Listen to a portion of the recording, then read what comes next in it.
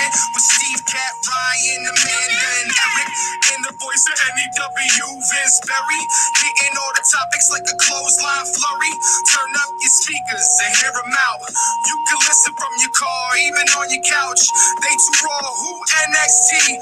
Handing out smackdowns, follow on IG. Plus, it's sponsored by Tagging Your Date. Go to YouTube and sub now for every update. It's all wrestling here. No safe space, now listen in. Time to hear from some of the greats.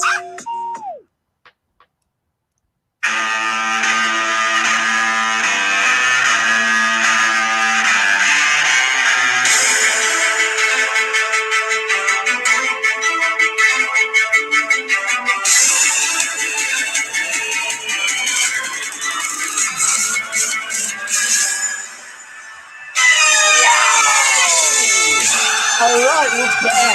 It's Tuesday. You know what that means. Another edition of the War Report brought to you by TagYourDate.com. I'm your host, Vince Barrett. We got Steve and one of the best modern theme songs of the last 10, 15, maybe all time, man. This is an all-timer. Notice I got a version with You got the the crowd. version with the crowd singing, which is... Gotta have the crowd singing. And you know what too? I even like the heel version, quite honestly. Oh yeah, with the rap thing, yeah. But there's something about the original one, and I was lucky enough to see the debut in Dallas. I was going to say you were there. You know, I was there sharing a house with Poffo and Bill Apter. Leap and Landing and Bill Apter, holy shit! Oh, was that the Gimmick Tree House? Yeah. So I spent a whole weekend with the Genius, which was an experience in itself, and then I was blessed enough to be able to go to WrestleMania that year, and I got to, and I went to NXT. I said, listen, I got to do the whole weekend deal. Yeah, yeah, absolutely. So we did NXT, and seats were phenomenal, and we got to see the debut and the music and everything. And right off the bat, man, it was just, and now the nice thing is we have the king of strong style back. Beautiful. And I'm very excited about that. But before we really dive in. I'll just very briefly. The last time that I saw Nakamura live was WrestleMania 30. Oh no. Was he in the one in New York? Was he in New York? Shinsuke? Yeah. Did he wrestle WrestleMania in New York 2 years ago? I don't think he did. I don't think he did either. I have a prominent spot, but like my biggest memory of Ryan, if you're listening, send us a message. Do your thing. Memory of Shinsuke was the year before that, WrestleMania 34 in New Orleans, right? With the whole Superdome. It was an experience, and then they went and fucked it all up with the finish. But we'll get into that whole Shinsuke Nakamura thing later because we have to get into Raw because we have differing opinions. Oh boy, do we! Check your Facebook message. I will just put this out there. What was my Facebook message? Oh, I thought I heard a Facebook message. I heard a Boodaloop. Oh, you sent a 3-minute warning. Steve actually sent a picture of 3-minute warning when there was 3 minutes to the show. That's pretty great. No, I can't take credit for that. That was Eric. Oh shit! Nice, good job, Eric. Your goofy ass. So we'll just mention this real quick. Eric, I took too many sleeping pills. I'm gonna go take a nap. Oh, what are you doing, Eric? Crackhead. Well, that's what I'm saying. He sent the thing. That's why I said get your groggy ass on here and message. You can log in if you're listening to the show right now. You can log in. Click it on your phone. You can go on your. I did it last week. Anyway, I actually wouldn't be opposed to seeing a groggy Eric on the show. I think would be funny as hell. That would be pretty fucking funny. So take one more and come on the show. Yes, we have a disagreement here. Well, you're saying that there's a disagreement. However, I haven't publicly stated what my opinion was because I did not get to watch it last night, so I had to watch it today. Oh, all right. So everybody else had to disagree with me, not you. All right. Yes. So I'll set it up. Last night, I said that once again, this is the second week in a row I've given Raw a shot, and it was the worst show I've ever seen. And I'd rather watch footage of 9/11 for 3 hours than watch that fucking Raw that I watched last night. None of it made sense. Nobody got over, and I just didn't like it. So we'll go from there. Well, I will tell you that once again, you and I have very different There we go. opinions on the show. That's why I like doing this. Yeah, no, I think you're completely off fucking base, and I want to. All right, so last week I said Raw wasn't a good show by any means, but it wasn't horrible. This week I actually think was better than last week. I think it was a better show. I'm not saying it was the Raw of all Raws. I didn't hate the show. Now, go ahead. There's reasons why. Yep. I get what you're saying. That, nobody advanced or nobody got over or, whatever. But I was entertained through the show. Like, I get every match, every Raw isn't going to necessarily advance something, but in some ways it did. Like, there were some pretty decent moments of Raw. Let's start off with 3 hours of a show. Little gem, like it's you're digging through sand to find a diamond, No, I get it, but look. So you started off, and it was Charlotte versus Peyton Royce. No. You started off with a way too long promo from Randy Orton. Oh, okay. Bayer the Destroyer's mask now. Well, now hold on a second, because that's something else we disagree on. It was too long. I don't care. It was good, bad, whatever. It was too long. I don't think so. How long was the promo? It was 10 minutes. It was not 10 minutes. Calm it down. 10 minutes. It was not. At 9:10, Charlotte made her entrance. Somebody, 8:10 rather. Somebody check that. 8:10, Charlotte made her entrance. Okay, I'll give them time for the intro and the dun dun dun and this fireworks and all that shit. But like, it was 8 or 9. It didn't need to be as long as it was. I bet you it was 10 minutes. Anyway, I thought it was too long. Content was good, but like, I don't know. We're still not. I'm trying to find it on Google, and I can't. But anyway, I just listen. At the end of the day, here's my thing. Whether we agree to disagree on the length of the promo, right? It was a great fucking promo. You were entertained. It's like sometimes Heyman could go a little long, but it's Heyman. You enjoy the promo. I happen to enjoy Randy Orton promos. I thought it was a great promo. Do I think it would have been as effective if it was a little shorter? Absolutely. There we go. Yeah. But I didn't hate it because it was too long. When he turned around and he was Randy the Red-Nosed Wrestler with like the sunburn on his nose, I was like, what the like, all right. They did a good job with the makeup, though, to make it look like he got the first-degree burns. I give them that. I mean, they kept the lighting kind of dark, of course. The fireball. Can we say it grazed him? It didn't light him on. Like the Fiend got lit on fire. You know what I mean? From the angle that we saw, it's hard to tell exactly where it hit him in the face. And quite honestly, it's supposed to visually explode in the face where it could potentially hit any part of the face is my how I kind of took it. But they needed to bring in one of the old-timey guys like the original Sheik who'd throw fire and all that shit. They show you how to do it.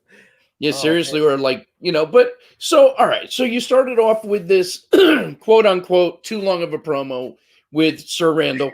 Quote unquote, yes, too long of a promo. And then we go into Charlotte versus Peyton Royce in a one-off. Peyton attacks Charlotte ahead of time. I actually didn't hate the match. Peyton Royce, to me, has gotten better. She's not great. She sells well. She plays the gimmick well. I thought it was a decent match. And then, of course, we get the interruption with Rick. Yeah, well, here's a couple things that I take away from this segment. They split away Peyton Royce and Billie Kay. And remember how last week I said that Billie Kay was getting the longer end of the stick? And you guys disagreed? She's getting the longer end of the stick. Peyton Royce, I mean, while she looked good in this match, she usually, 99% of the time, when a heel comes out and distracts a babyface, the babyface gets rolled up. 1, 2, 3. And so what I'm saying is, well, in this case, she got a boot to the face Peyton, and she still couldn't keep Charlotte down. Peyton looks like such a fucking goober. Like, that's the only thing I can think of was like, man, they split her away from the Iconics for this. But anyway, it was, the shenanigans at the end with now Rick. It is literally the Al Wilson, Dawn Marie, Tori Wilson story. Only Ric Flair is with Lacey Evans, and Lacey comes out in what? Did she have a sleeveless version of Ric Flair's robe, or was she just wearing a full robe? No, she was wearing a full robe. But I will say this too, though. One of his, like it was legit. You're very made. It was one of his. I think you're correct in your comparison to Tori and Marie and all that. The difference, though, is this is being portrayed not as they're fucking. This is being promoted as I'm getting the knowledge from the best ever to lace up the boots. Which I think based on but what I do think is based on what we talked about last week, to tie it all together, that's the better play.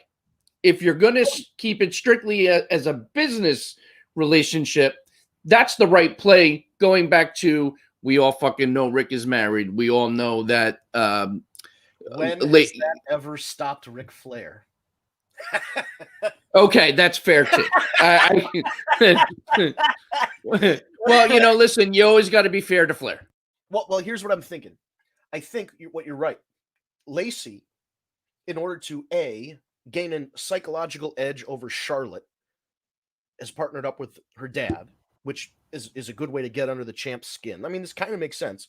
And then there is that implication of romance or potential romance or like sugar daddy situation, whatever it is, where right now Rick is like, let's just say it, he's like in puppy love with this girl. He has like a crush on her or whatever. You know what I mean? She's not reciprocating. She's not saying she slept with the guy. And what would make the most sense and what I hope happens is she flirts with him and leads him along for a while. And he eventually tries to make a move, like on camera, tries to make a move, buys her flowers, they have a dinner segment. I don't know, something where Rick tries to seal the deal with Lacey Evans. And then she goes and smacks him in the face and calls him a nasty and says she was using him. And then Rick can be a babyface again and whatever. And then, you don't have a Hall of Famer coming out as a heel every fucking time. So he's back babyface, and then Lacey stays as a heel, and it progresses a story. So I'm hoping something like that happens that actually makes sense. I mean, there's a chance because, well, no, I only say that because the way it came across to me was that it was a business thing and not, I'm trying to bone your dad for his money kind of deal. Right. And I think that's definitely what I'm saying is knowing as wrestling fans know Rick as a ladies' man and somebody who's definitely had extramarital affairs before and has been seen, I kissed all the girls and made them cry. Woo! That was his deal. So what I'm saying is Lacey is going to not ever fuck him in this grotesque story, or you know what I mean? She's never actually going to have sex with him, because that would be a step too far for even WWE programming. What I'm saying is Rick is going to build this up in his head bigger than it is and think that he's actually has a shot to be in a relationship with this woman. Absolutely, but that's going to be what ends there. And then, right, that's what I want. That's how the story implodes. Right. It needs to like simmer. It almost feels like they're 1 week she's with Flair and the next week she's wearing the robe. It's like, we got to just stretch it out. This stuff can breathe. You have no crowds. You can take your time. So like, let this simmer. Let her like get more. Like, what if, because Charlotte uses the figure 8. This would be great. Ric Flair teaches this bitch the figure 4. Figure 4 versus figure 8. Submission match. WWE Women's Championship. Boom. Or whatever. Not even for the championship, because, well, I'm sorry to assume that Charlotte's going to win the Women's Championship in the next 3 months, but I mean, come on. Yeah, I can't I can't disagree. Here's the thing. We're going to disagree about the whole election. Oh, yes, we are. Only because I think it's a rehash of the Seth Rollins Fiend thing, where Seth Rollins started getting bad crowd reactions when he started being afraid of the Fiend rather than trying to fight back. And like Asuka, No, who's this no, badass no, no, no, no, Japanese no, no, demon no, girl, is no, now no, no, afraid no. of this little girl. She's afraid of this little girl, and she No, lost. So she's bro, this is what I'm saying. It looks like she's a goober now. So we're going back to the goober. I just go ahead. you're a goober. I'm just letting you know what, from my perception, she's the heel no sold. The babyface sold fear. The babyface got hit with one move and got pinned, and she's the champion. And now she, like, it's very reminiscent of the first time we saw the Fiend challenge for the title with Seth, and we're like, this doesn't need to happen, especially the way that the babyface is looking like such a coward. Like, Asuka is one of the most badass wrestlers ever. She fought Minoru Suzuki. She's a tough person. So, like, to see her selling for this shit is just like, I don't know. She should go ahead. And then I have another thought, but I don't want to monopolize. So go ahead. He's doing the hands. For those of you not watching the video, he's doing the hands like he's warming up to say to I don't know. Go ahead. Here's my deal. Forget about the fact that I love everything Alexa Bliss has done since this whole deal. All right. We all know how I feel about Bliss. Yes. And the Fiend, the whole nine. I saw absolutely nothing wrong with how everything played out. Now, I will explain why. Oh, yeah. You start off with the playground. Fantastic segment. Fantastic. Because you just get to see Bliss. She gets to show you how great and how dialed in she is to this character, because she can go from one extreme to the next instantly with facial expressions and just the way she does it all. She's just really, I love the segment. Asuka comes out. I enjoyed the segment. I liked 50 to 75% of the segment. I don't know what the hey, play my music, I'm gonna dance to it thing. Like, I don't know. That kind of confused me a little bit too. I'll agree with you there. I was thinking she's just trying to have fun, so she's gonna liven up the party kind of thing. Right. But I kind of liked. So here's she wanted to sit on the swing. You can't sit there. That kind of thing. She said the Fiend. You can't say his name. Those two takeaways. When they she's portraying that she can't sit there because the Fiend's there. He's sitting next to her. She's they take that part of it. When they take those parts of it where you can't say his name, he's sitting there, blah blah, and she gets that look, and when they put it in that video package right before their match, that's gonna look fucking awesome. The middle of the segment, I don't know. It was just like you said, the music thing. Just it didn't kill it for me because it was still furthered things and told the story. I just think that middle part, if they just took that out tight, like again, it's the 3-hour show. We say this every week. It's a lot of time to fill. So some of these segments go. I think that purposely went long, only not so much just to kill time. I think that particular segment went a little longer to just continue to show the different dimensions to Alexa Bliss's character. It gave her more time to show you like all the different faces of Bliss, so to speak. You know what I mean? I don't know. So for me, it all worked. Now you fast forward to the main event. And then we'll go back and we'll touch on the filler stuff in the middle. But this is where Vince was very vocal in the group chat last night. I said right after the show, I just went, ugh. And his displeasure, if you will, of the entire segment. I think Eric actually agreed with you how it made Asuka look weak and this and that and it just the no sell and this and that. Here's my thing. Not every match. This makes Bliss and her character very unique. Forget about the look.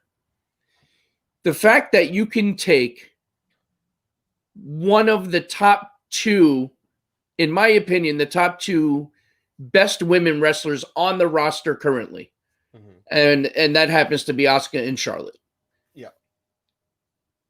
Having Asuka so strong and so fucking dominant and good to show that she could get scared and be vulnerable, to me, worked. It furthered a potential storyline down the road. The fact that they did the whole Alexa Bliss, the smiling, they were wrestling a pretty decent match. Very short-lived, right? Then Bliss rolls back in the ring, the lights go out. Now she's black, she's got the dark lipstick. I so dislike when they do this because then it's like, they stop, they go, cut. All right, let's put in this other shit. And then, all right, right at the end, she changes back, cut. And it's just like, Jesus Christ, can we just have a live wrestling set? I just want, I'm an old man. I'm Jim Cornette and the big fat young man. Older. I want wrestlers to wrestle in a wrestling match on a wrestling show. Vince, that's just what I want.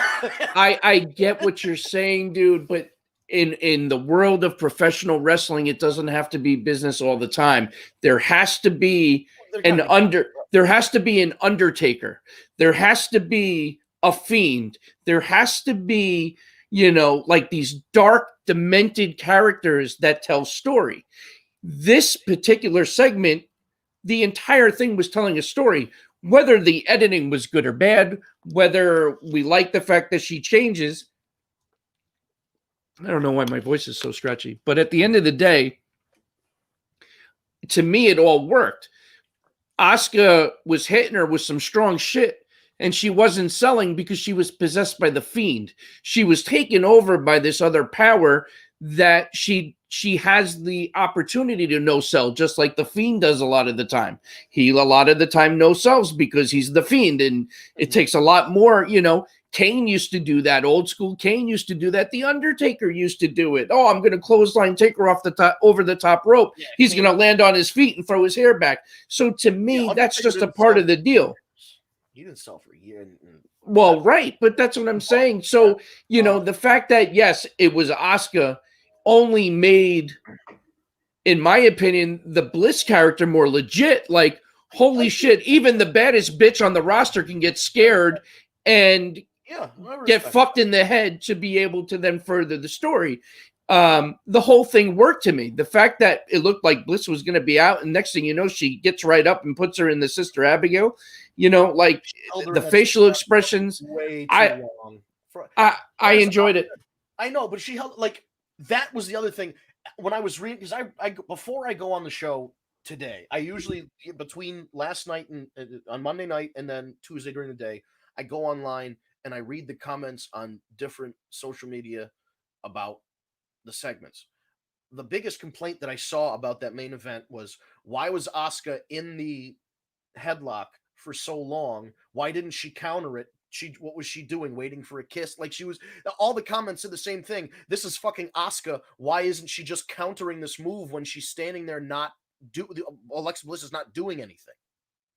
So it's just little, again, the overall, what they're trying to do, big picture stuff, okay, we get it. But then once you go from the macro level down to the micro level, to use an economics kind of look at it, from a macro down to a micro, it's like little things just sort of like, because here's the thing, not to get all mixed around, but Asuka is a double champion, and she's tag team champions with Charlotte, as well as being the Raw Women's Champion.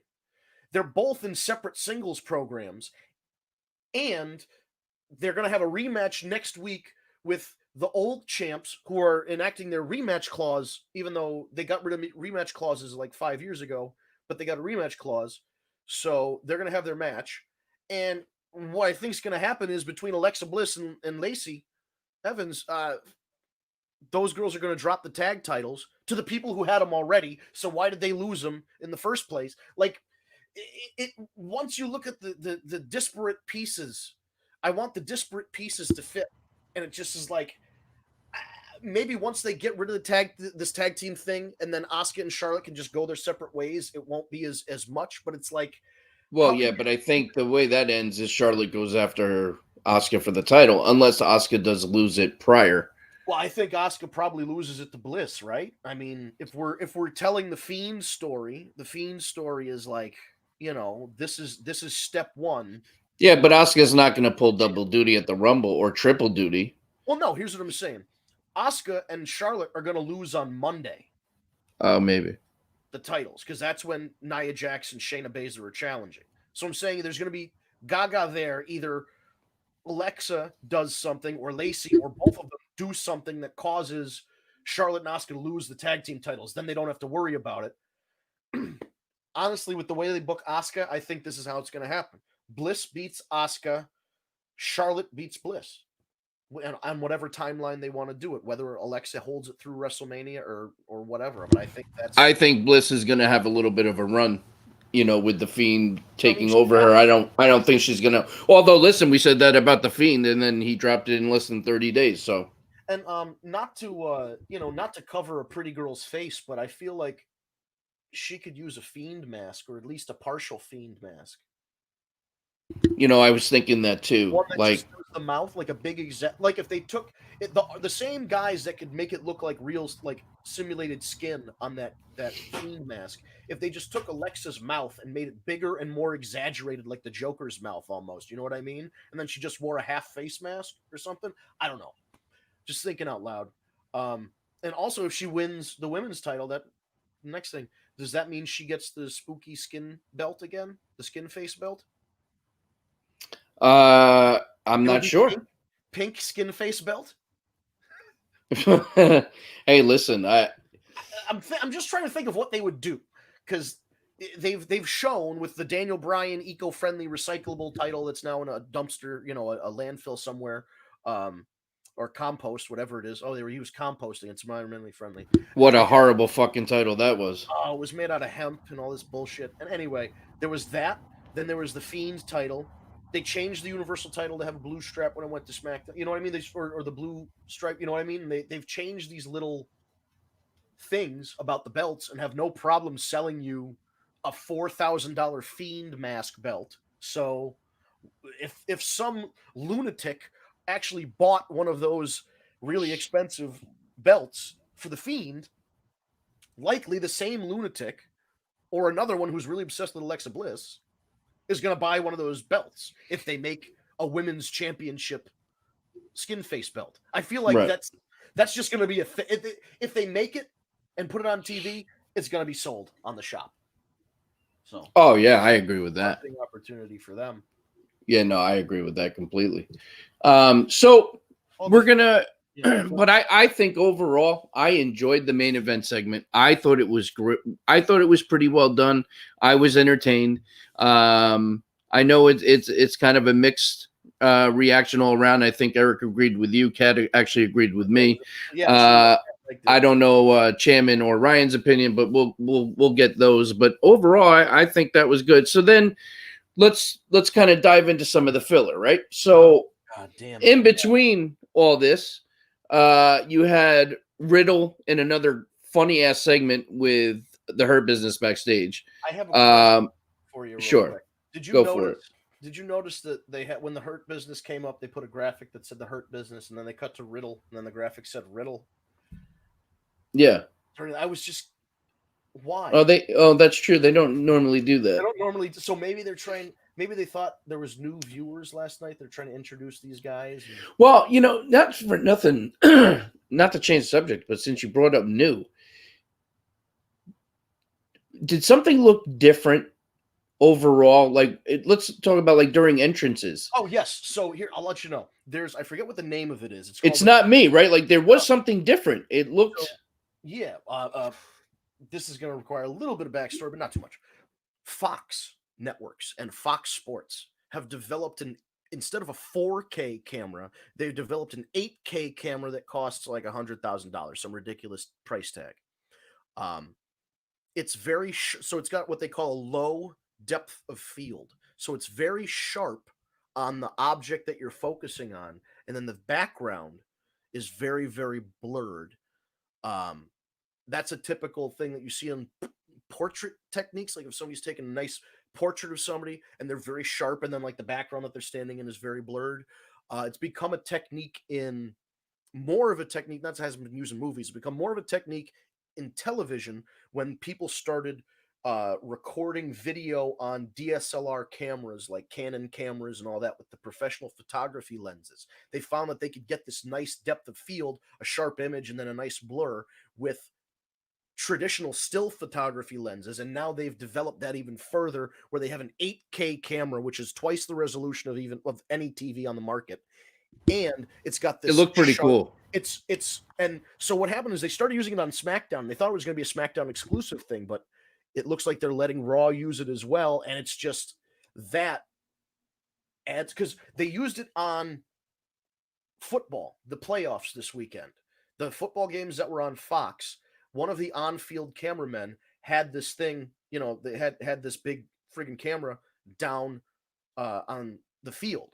And so they were getting shots of like the huddles and like after the game when the coaches were meeting, and it looked like a movie. You saw Drew Brees leaving for the last time, whatever. I think it was Drew, but anyway, there was it looked like you were there in the freaking stadium when they. Yeah, it was extremely cool looking, and I was like, is it me? Like, am I tripping out or what? But technology, I really like that. That was I like that. Ooh, yeah. Brother. Yeah, no, that was very cool. So, all right. So we had that segment. That segment. Did you notice at the end when Bobby Lashley stomped on Riddle's foot? The camera was too far down. It caught Bobby stamping the ground with his shoe, aiming for one foot, and then Riddle sells the other foot and falls over. I totally missed that. I saw. I've ever seen. He stomps, and you see his big leather brown shoe hit the pavement, and he goes for one leg, and then Riddle sells the other leg. What are you doing? Oh my god, that's fucking hilarious. I wasn't watching that hard to tell, but I'm gonna have to go back now and look at it because I mean I do remember the stomp, on the foot, but I didn't see that. Oh, so speaking of the stomp, this is supposed to lead into something in the match, right? Because he stomped on his foot. Oh, I'm hurt. Then they show a segment. Oh no, I'm fine. And then he comes out with his ankle taped up, which usually means that you're not fine. But then he does a friggin' springboard into the ring and kicks his slippers off and all this other shit. I'm like, are you gonna sell the ankle, or are you not sell? Or did you get so high backstage that now your ankle doesn't? Like, if they said that, if Matt Riddle came up with a bunch of smoke behind him and they said Matt Riddle has a medical marijuana card for the state of Florida and legally used marijuana to reduce the swelling and inflammation in his ankle, and now he can't feel the pain, great. That's hilarious. Yeah, but they're not going to go that direction. But like, why couldn't they just put a smoke machine in his entrance? Yeah, that's true. Just put smoke. Matt Riddle self-medicated, and he's ready to go. That's the thing. If they just said something cheeky about, hey, I wonder what he did to not feel that ankle anymore. That's hilarious. He's out there. He's hopping and bopping around. I sound like such an old man right now, but he was out there hopping and bopping around on his ankle. I'm like, buddy, sell the ankle. But that was just that match. I watched 2 YouTube videos, peeled and ate an orange, and it was still going on. Yeah, that I agree went a little too long. It wasn't bad or nothing, but I'm just like, geez, man. Well, but again, like you said, like we always say, at the end of the day, it's a 3-hour show. So when you have a match where there's 6 guys, that's a match you can try and prolong. Oh yeah, you can do the dives and the spots outside, and then guys are down, 2 guys are in, and then you switch out. Yeah. Then we had AJ and Ricochet, and this has to be a rib. You can't tell me you did not enjoy that match. Good match, but the great match. Those 2 guys, I don't think they can have a bad match. But like the interview segment, it's so funny. This whole thing has to be a rib on these short guys. Like Vince McMahon has a thing about short people. So like they have Omos in there, and he's taller than the interviewer, AJ, and Ricochet by like 1.5 foot, and they're filming it at this low angle, and he just makes him look like a monster. I'm like, man, Vince really hates short people. Well, I think in this particular case, it's just to showcase how fucking humongous this guy is. I still wish he would lose the personality. Outside of that, I like him. What person you don't like? You don't like what? Really? You like cracks jokes and stuff? I don't even want to see him smile ever. Like, you know what I mean? Like, this is the guy. Like, he should never ever show any kind of emotion. Just always have a pissed off look and just kill people. I kind of, and this, please guys, don't cancel me for this. I'm trying to make a really great comparison for a movie that I've enjoyed for several years. There was a film called Cool Runnings, where there was a tough guy Great movie. called Sanka. Sanka, you dead, man? Yeah, man. And I feel like he reminds me of that actor, and the way, like you're saying, he should portray it as like that character from Cool Runnings was kind of like a standoffish. He was part of the team, but he was like the angry guy or like the disgruntled guy. Or he was the Raphael of the, to use a Ninja Turtles thing. Raphael was always the hothead. You know what I mean? So like he was that kind of guy of the crew, but he was still your team member, but you didn't fuck with him. So like I get what you mean. This guy, whatever they're using for his name nowadays, is Almas, yeah, something like that. he should just be like a like even AJ should know not to like joke around. Like AJ should try and joke around. Hey, look at that. And then the guy should just look at him and be like just no sell it. AJ should be the funny one because AJ's funny, and then he could be the straight man. It's a comedy duo. Like I think. I mean, even now, like during the match, you hear Amos, cheering him on. Like, come on, AJ, you got it. I'm like, dude, shut the fuck up. Just stand there and be angry. Mr. Hughes never did that shit. That's all I'll say. That's right. And now there's people apparently on social media petitioning, trying to get a dream match. Apparently, this is a dream match. They want to do AJ Styles and Amos versus Shawn Michaels and Kevin Nash. Yeah. Who is that a dream match for, though?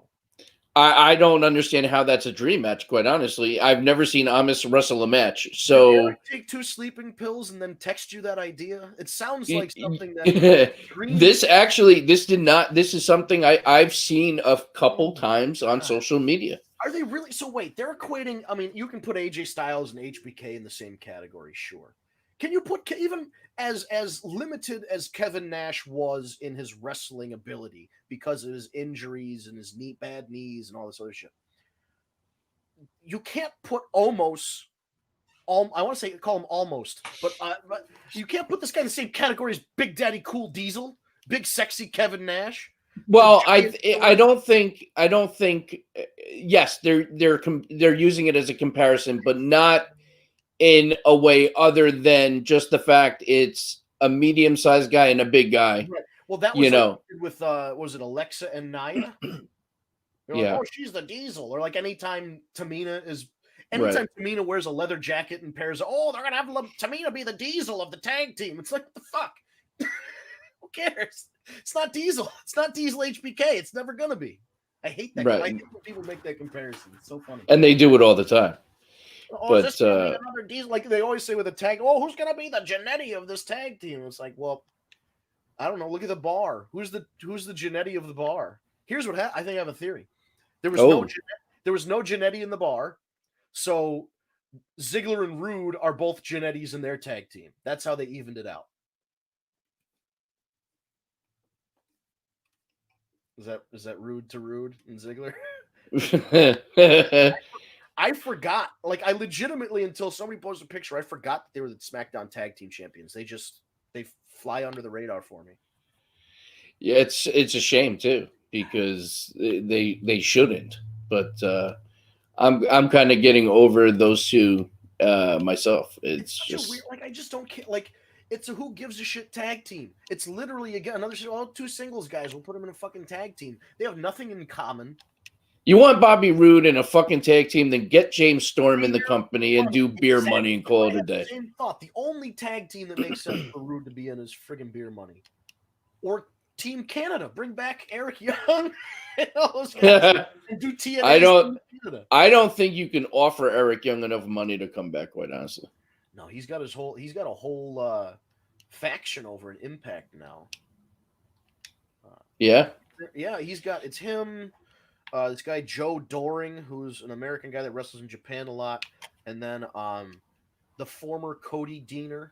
You remember when? I remember Cody Deaner. So now Cody Deaner came back to Impact and was doing the same kind of Cody Deaner redneck thing, and then one point decided he wanted to be taken seriously. So now he shaved his head and he's very serious and tags. He's with these guys in the faction now.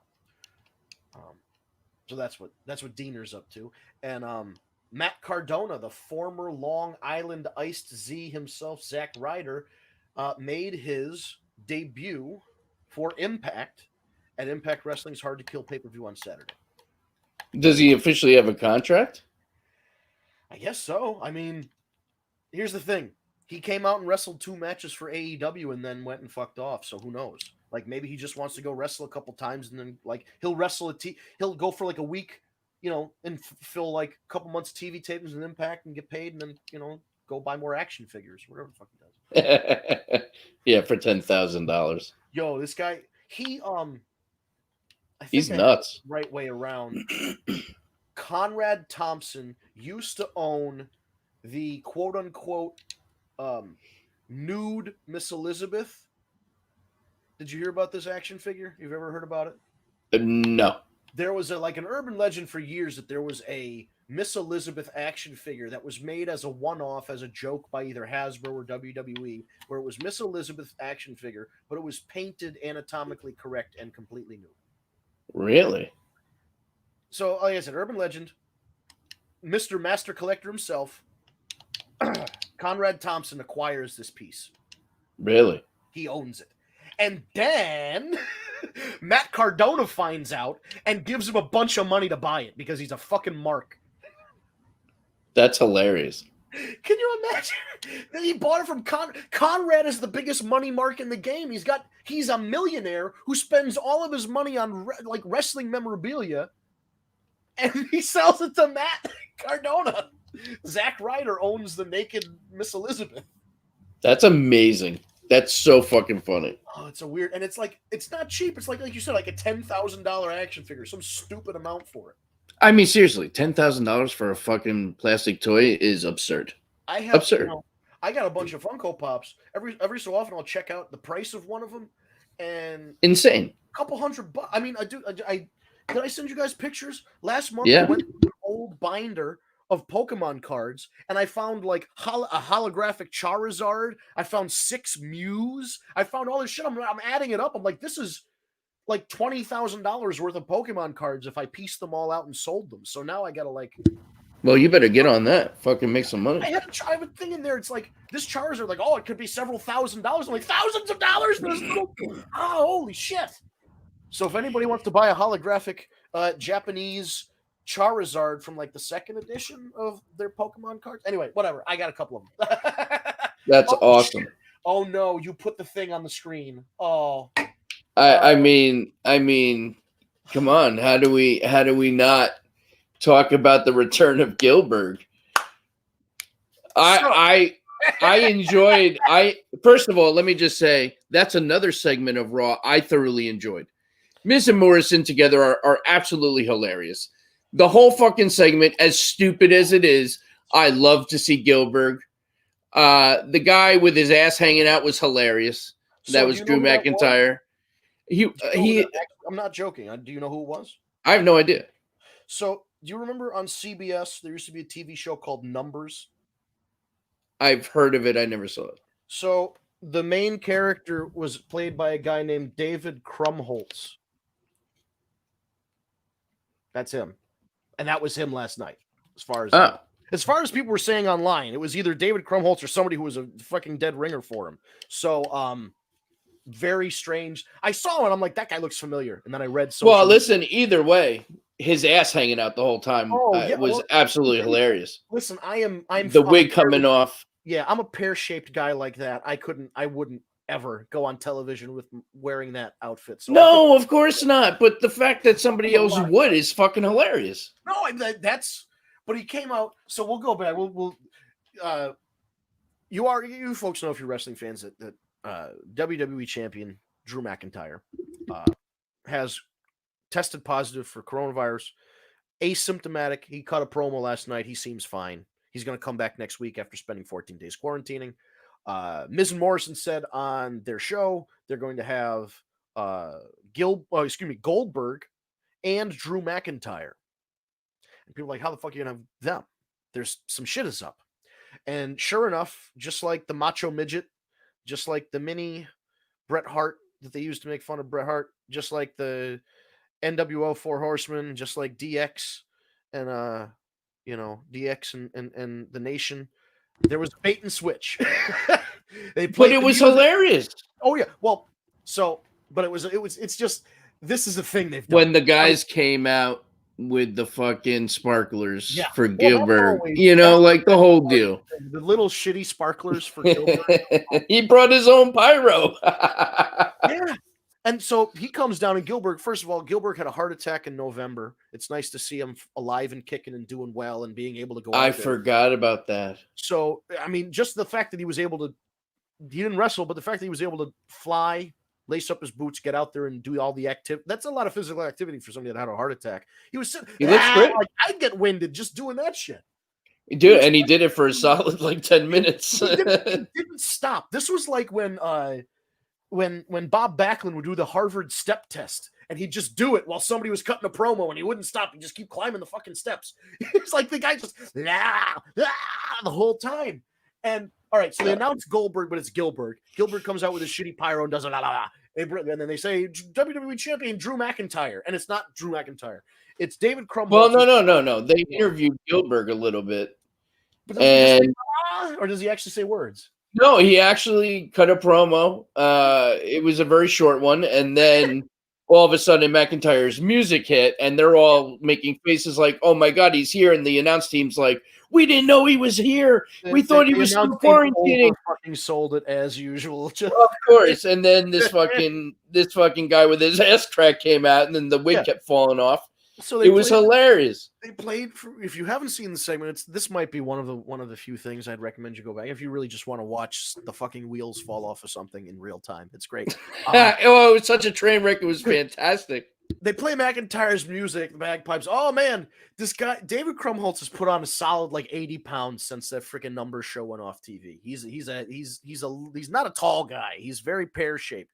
He comes out in this big Braveheart Mel Gibson looking wig with a shitty little loincloth kilt, shitty little women's horse riding boots that you get at Target, and he had the dinkiest, teensy weetsiest little they bought it at the gift shop at Magic Kingdom plastic sword. And by God, he took his hands and he tried he held this little dinky sword. He put both of his hands out like he was holding the hilt of the sword to put it into the hole. Yeah. He's holding it with 2 fingers. The rest of his fingers aren't holding anything. The sword's not that big. And he puts it into the hole.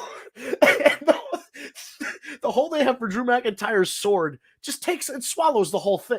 He disappears. Where'd it go? And then he gets real pyro. Of course he gets real pyro. Why wouldn't they give the champion?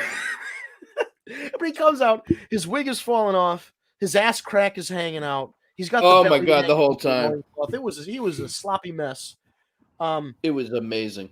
It was so funny. It was enjoyable for reasons that they may not have wanted you to enjoy it, but it was enjoyable nonetheless.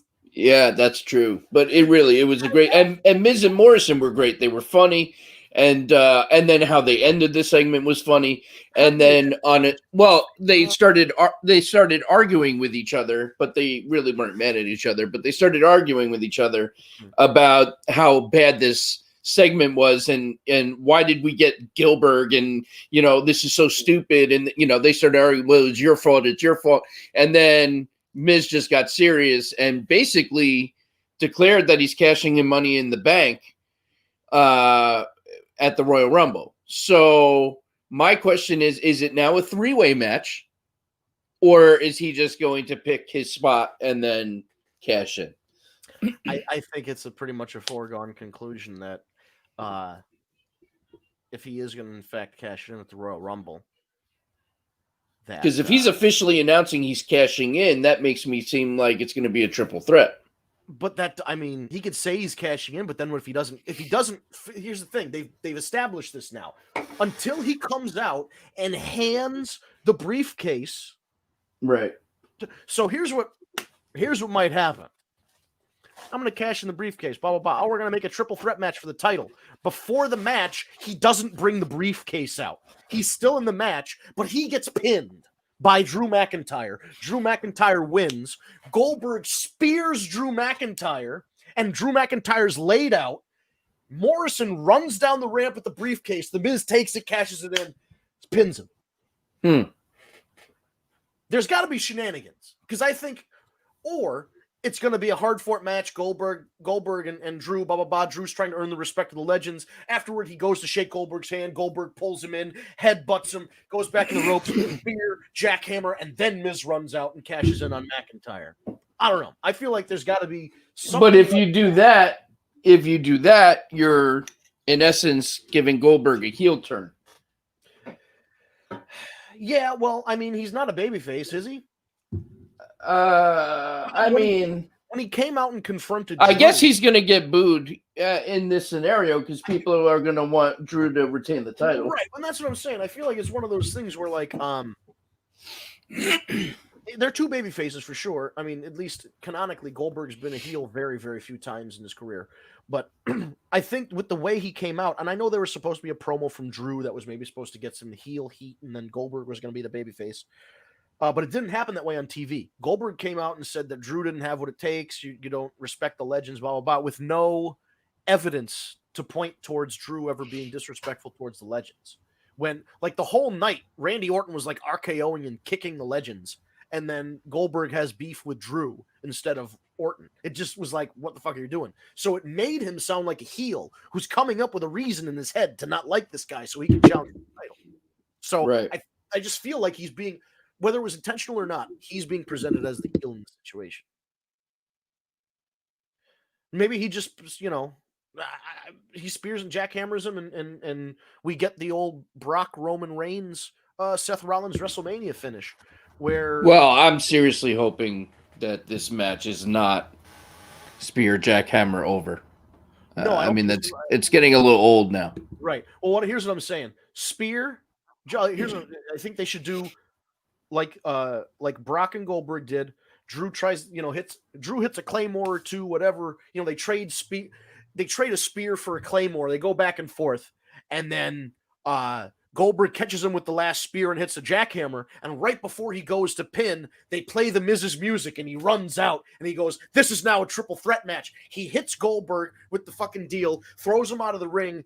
Drew, boom, Drew's there, pin him, or alternatively, Drew's laid out from the spear and the jackhammer, roll him out of the ring, hit Goldberg with the briefcase, pin Goldberg. That way, it's a triple threat match. Goldberg takes the pin. Drew doesn't have to take the pin from The Miz. The Miz wins the title. And Bob's your uncle. Like,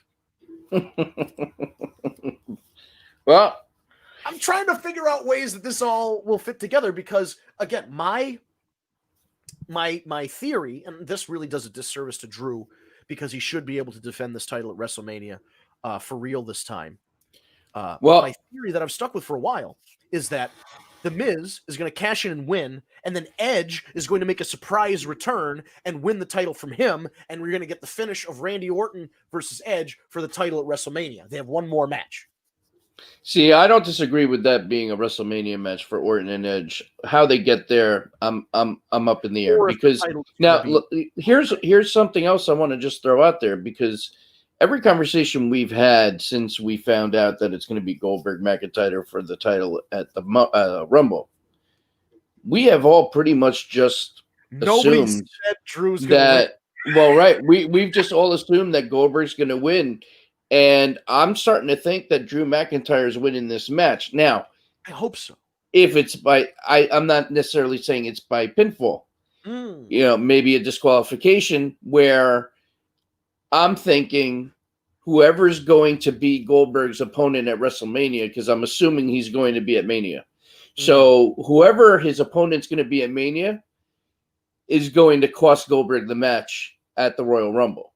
And that's going to start that whole planted idea of this is what that's going to be as we are now officially on that road to WrestleMania. How about Goldberg versus Miz and Morrison in a handicap match for WrestleMania? I think that'll be the match that I use to go to the bathroom.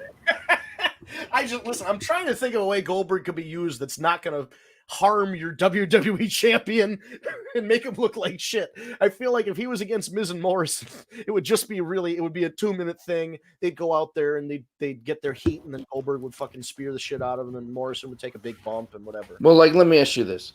Yeah. Who right now on the roster currently doesn't have anything of real importance going on at the Rumble that could potentially be his opponent at WrestleMania?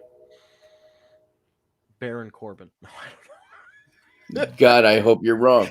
As a legend coming back, just put it with Baron Corbin. No, I don't know who do you think, man? I don't know what to. I don't know. It's something. Might have to think about that and then revisit that question next week. I'll pay a little more attention to what's going on outside of the main stories, because if there's somebody who's not being paid attention to, that's usually, maybe that's a sign. I mean, it's Mania, so it would have to be a name. Like, it would have to, Yeah, well, I agree. I think it would definitely have to be. Maybe it could be a Legends match and they bring back another legend. Yeah, but who the fuck would that be? Goldberg, I know I beat you once, but I want to beat you again. Oh, that's if Triple H is even going to wrestle this year at Mania. He didn't wrestle last year. Doesn't need to. Does not. You know what? He doesn't need to, but you know what? If they build something up, I'm all right with it too, because I enjoy watching Triple H. You can just make it happen, yeah. We also have to check out the network. That phenomenal 24 thing, I believe, is now up. I got to check that out. I think it starts with his debut at the Rumble. So pretty cool shit. Time in Japan as well, which is nice. Yeah, and they also, I think, did one. I don't know if it's out yet or coming next week. They're doing one on Bianca Belair. Oh, so nice. That should be pretty cool too. So network's still pumping out some great shit.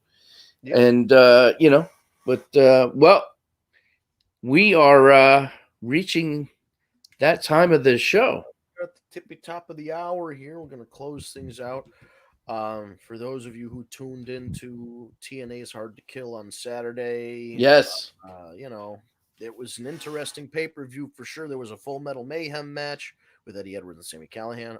The main event itself was a 6-way tag team match. It was supposed to be Motor City Machine Guns and Rich Swann, the Impact Champion, but it turned out to I think Alex Shelley. Alex Shelley is a healthcare professional. I believe he's a RN, registered nurse, and I think he had. Oh, I didn't know that.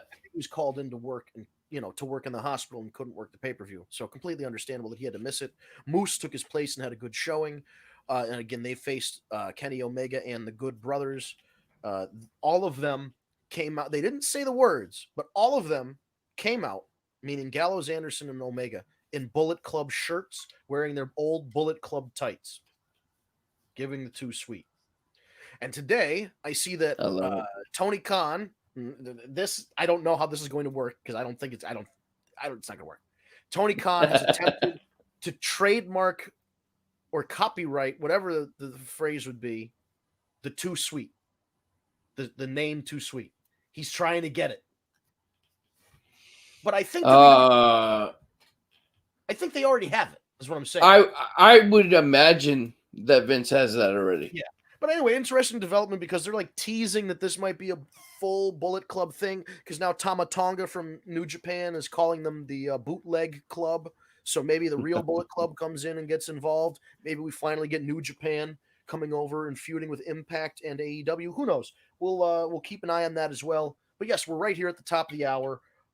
Thank you guys for sticking with us. If you enjoy the show, please follow us on social media at Tag Me a Date, no spaces.